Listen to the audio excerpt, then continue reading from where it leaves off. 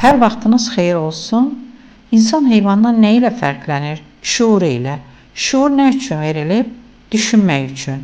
Məşhur filosof Descartes demişdi ki, düşünürəmsə varam. Deməli, düşünmürsənsə, sənin heyvandan fərqin olmur.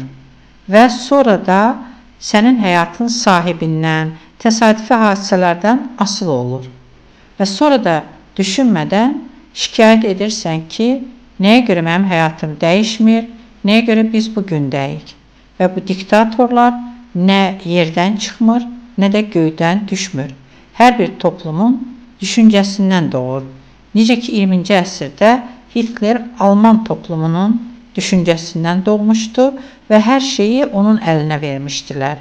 Və bir adamın əlinə hər şeyi verəndə zamanla o hakimiyyəti qəsb edir və hakimiyyətin mənimsənilməsi, qəsb edilməsi də ən böyük cinayətdir.